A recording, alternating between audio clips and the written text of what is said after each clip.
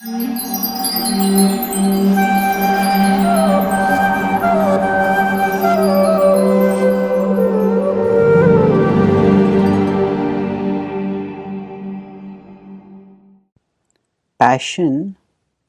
though a bad regulator, is a powerful spring. Ralph Waldo Emerson. Suppose water is flowing through a channel, and if the water is flowing very forcefully, we may need to regulate its flow. Sometimes in water tanks there is a water regulator, or sometimes there may be a dam which regulates the flow of water. Now some things can be very bad regulators. If the regulator is not working, we just try to regulate we have a tap which is meant to regulate the flow of water, but the tap is not working. We move the tap, but still the water keeps flowing. That's a bad regulator. That doesn't work. So on the other hand, if we have a good regulator, but if there is no water coming in the tap only, then no matter how much we move the regulator is useless. The water is not going to come. So for water flow to go on smoothly, we need a spring, we need a source of water from which water will come, and then we need a regulator which will ensure that the water comes out in a proper quantity which is usable. If you hold a mug under a tap, but the water comes with such force the mug falls out of our hands, then that is too much force. But if you hold a mug in front of a tap and there is no water in the tap only, now holding the mug is useless.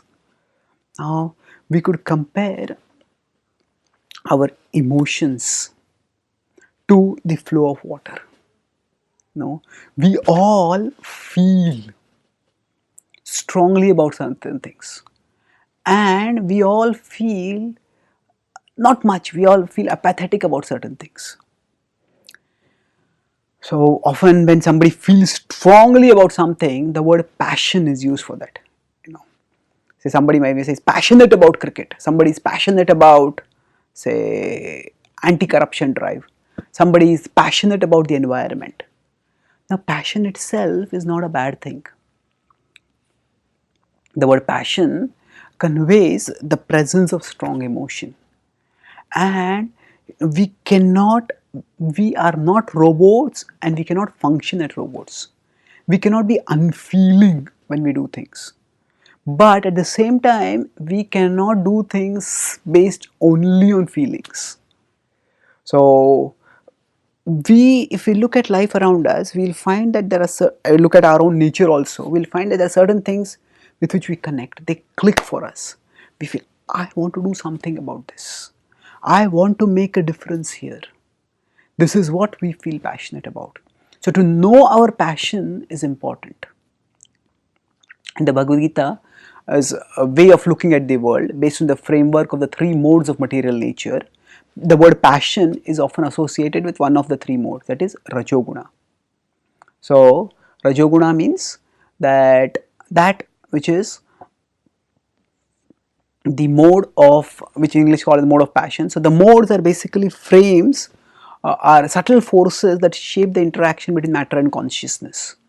They are just like they are the ways in which we look at the world and we respond to the world. So in passion, there is strong desire, and there is a very forceful urge for action based on that desire. This can work negatively. We may just find some good looking object, and we may get a forceful desire for that object. We feel, yeah, I want it, and I want it right now. And feeling like that, we may just do something, waste our time, energy, money on something which is not at all important for us. In fact, something which is harmful for us.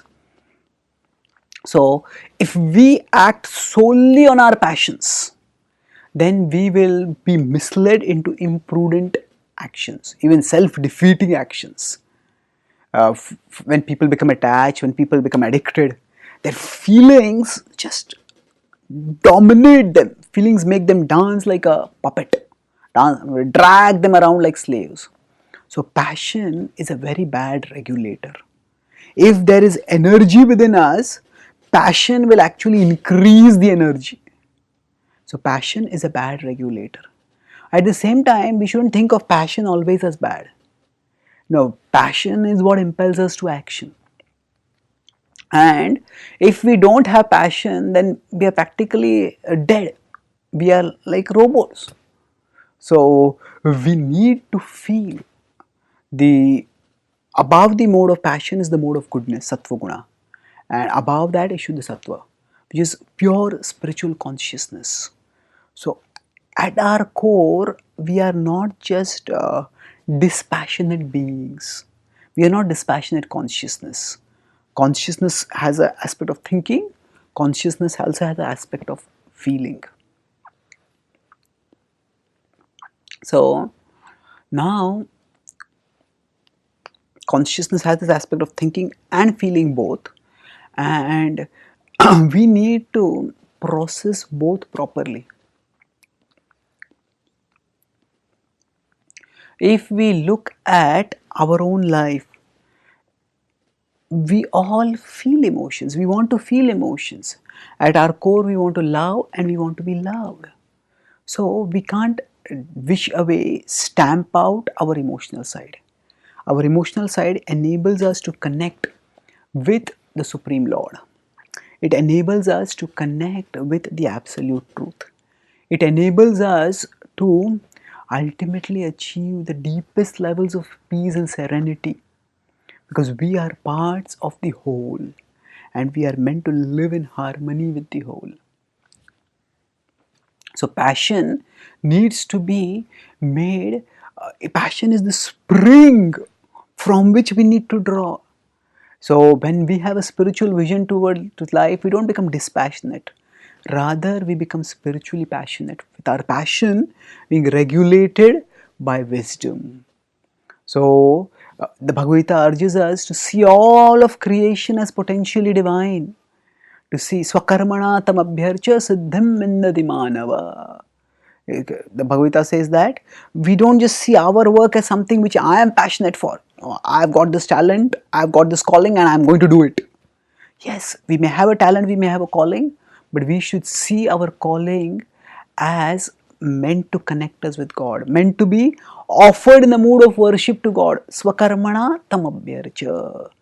So when we see our talents as having come from God, when we see the contributions that we make using our talents as ultimately meant to please God, then that divine vision will become a wellspring of emotion that will spring out for our well-being. Instead of it leading us away, it will lead us towards good. Because that passion, which is regulated by a devotional vision, will understand that the God whom I am trying to worship, by my service, by my contribution, that God is present in all of creation. And in trying to do this, I cannot reject other things. I have to have a balance in all my things, and in that balanced way I move forwards. So wisdom, the spiritual wisdom of the Bhagavad Gita, which helps us to see the hand of God in everything, see the connection of everything with God, that becomes the regulator. And then the emotion of devotion, the attraction that we have for the Lord, that becomes our spring. And with the spring and regulator combined together, the flow of our emotion can move out to make value worthwhile contribution in this world and to grant us lasting satisfaction. Thank you. Hare Krishna.